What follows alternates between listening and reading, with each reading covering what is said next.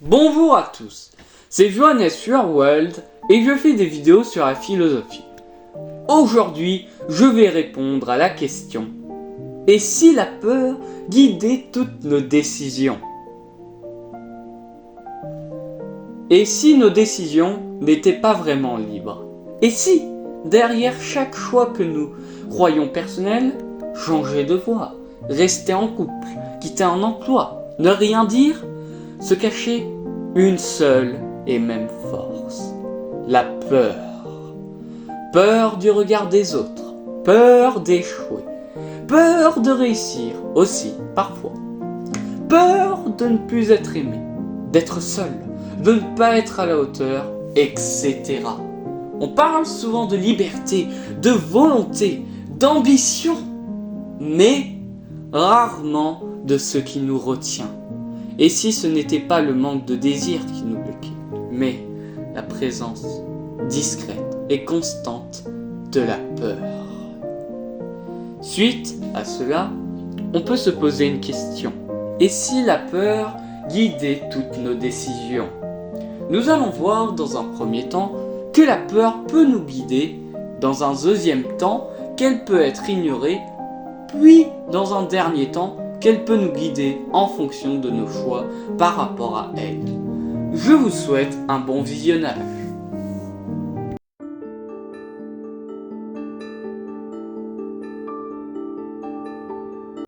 La peur, bien qu'émotionnelle, peut aussi s'ancrer dans la raison. Les peurs rationnelles sont celles qui reposent sur des risques réels, fondées sur l'expérience, l'observation ou l'analyse logique d'une situation. Elles jouent alors un rôle protecteur essentiel, guidant les individus vers des choix prudents ou préventifs. Par exemple, la peur de tomber malade peut pousser à adopter une bonne hygiène de vie, à consulter un médecin ou à éviter des comportements à risque. De même, la crainte d'un accident peut inciter à attacher sa ceinture en voiture ou à respecter le code de la route. Ces peurs ne paralysent pas, elles orientent, elles permettent de mesurer les conséquences possibles d'une action avant de l'entreprendre. Elles sont souvent le fruit de l'expérience personnelle ou collective intégrée dans notre jugement pour anticiper les dangers et adapter nos comportements. En ce sens, elles deviennent un moteur de décision réfléchie. Ainsi, la peur rationnelle est un outil d'aide à la décision qui permet de faire des choix en évaluant objectivement les menaces et les bénéfices d'une action. Malgré ce que je viens de dire, il n'y a pas seulement les peurs rationnelles qui nous guident.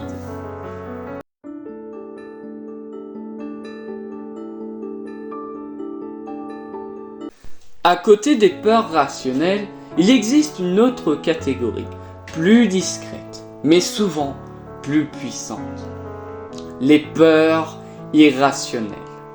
Elles ne reposent pas sur une menace objective ou immédiate, mais sur des représentations mentales, des anticipations négatives ou encore des traumatismes passés qui continuent d'agir en nous.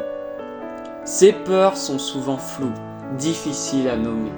Peur du regard des autres, peur de ne pas être aimé, peur de ne pas être à la hauteur.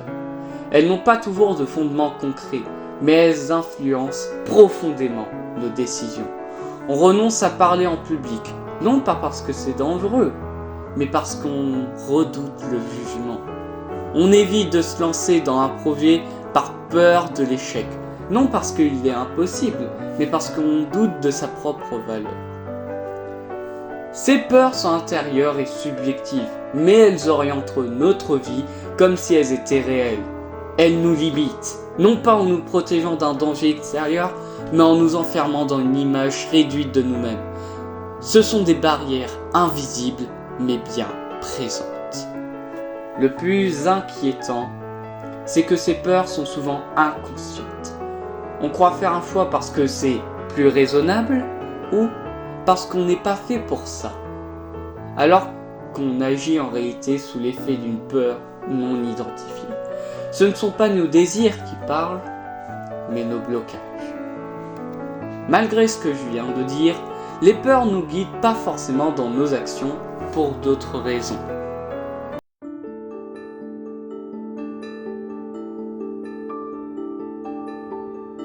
Il arrive que certaines peurs, bien qu'utiles et fondées, soient délibérément ignorées ou minimisées par insouciance, orgueil ou ignorance.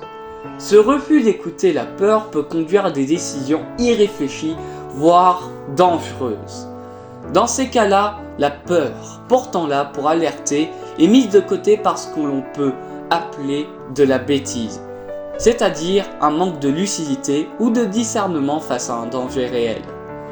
Par exemple, certains individus peuvent refuser de porter une ceinture de sécurité ou un casque lorsqu'ils conduisent une moto. Non pas parce qu'ils n'ont pas peur, mais parce qu'ils considèrent que cette peur est comme inutile ou honteuse.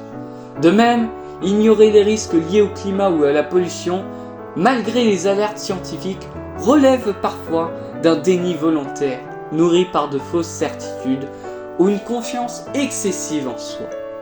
Dans ces cas, la peur aurait dû guider les décisions, mais elle est étouffée par des raisonnements simplistes ou une volonté de se croire au-dessus du danger.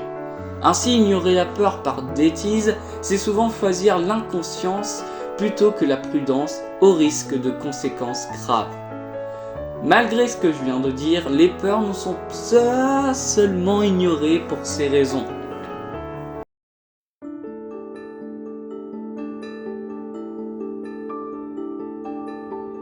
Si la peur a vocation à nous alerter, il arrive que certains choisissent délibérément de l'ignorer, non par inconscience, mais par acte de courage.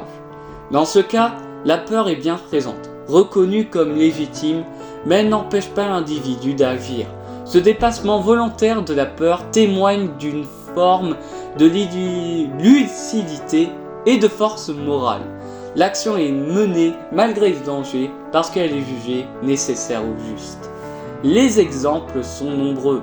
Les pompiers, les secouristes ou les soldats affrontent des situations périlleuses en ayant pleinement conscience des risques encourus. Leur courage ne réside pas dans l'absence de peur, mais dans leur capacité à la surmonter pour accomplir leur devoir. De même, un lanceur d'alerte, un résistant ou une personne qui défend une cause au péril de sa sécurité choisit de ne pas laisser la peur guider sa décision, précisément parce que d'autres valeurs, la justice, la liberté, la vérité priment. Dans ces cas, ignorer la peur devient un acte noble.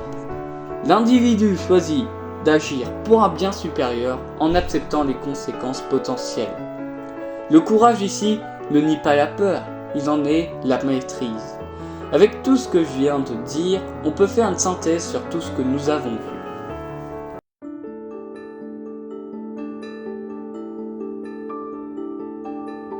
Lorsqu'une peur est rationnelle, c'est-à-dire fondée sur des faits, des expériences ou une analyse logique du danger, elle devient un guide fiable pour orienter nos choix.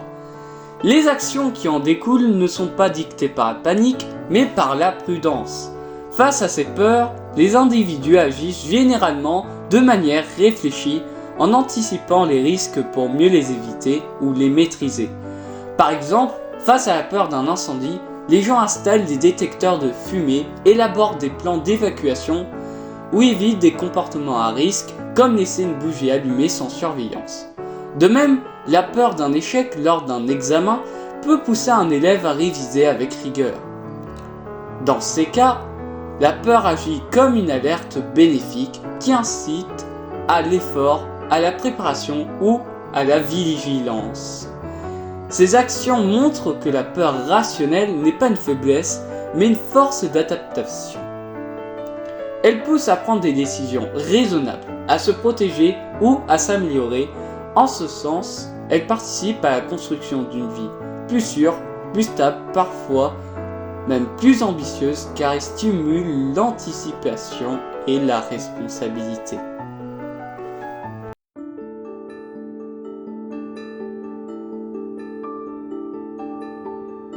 Contrairement aux peurs rationnelles, les peurs irrationnelles ne reposent pas sur un danger réel ou immédiats. Elles naissent souvent de croyances, de traumatismes passés ou de l'imaginaire, et peuvent mener à des comportements excessifs, inadaptés, voire paralysants. Lorsqu'elles prennent le dessus, ces peurs faussent notre jugement et nous poussent à agir contre nos propres intérêts ou à éviter des situations pourtant inoffensives. Par exemple, une personne souffrant d'une phobie sociale peut éviter toute interaction, même anodine, par peur d'être jugée, alors qu'aucune menace concrète ne justifie ce repli.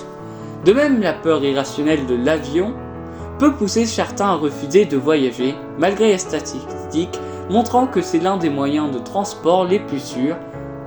Dans ces cas, la peur dicte des décisions déconnectées de la réalité.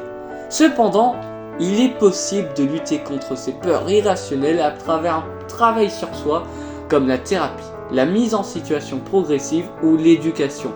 Reconnaître qu'une peur est irrationnelle est déjà la première étape vers des choix plus équilibrés.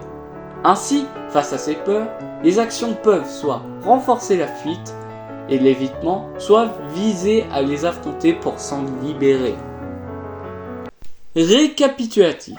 Ce qu'il faut retenir de cette vidéo est que les peurs qui nous guident dans nos actions que si on prend pas le courage de les affronter. Ce n'est pas pour autant qu'il faut affronter les peurs rationnelles, par exemple au sautant d'une falaise pour vaincre son vertige. Non, il faut avant tout avoir de l'esprit critique afin de ne pas faire des choses dangereuses ainsi que de prendre des risques calculés afin de ne pas être prisonnier de nos peurs. Si vous avez aimé cette vidéo, je vous invite à la liker et à vous abonner à ma chaîne.